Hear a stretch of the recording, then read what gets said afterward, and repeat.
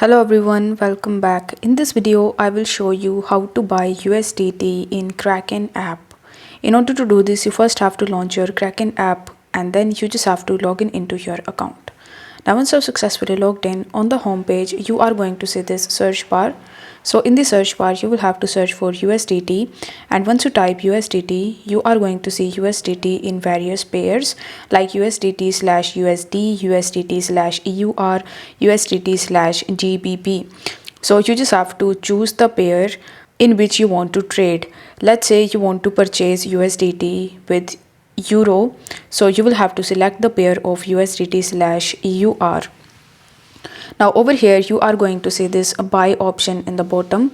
So if you tap on buy, you will be redirected on the next page where you will be asked to enter the amount of euros that you want to spend in order to purchase USDT.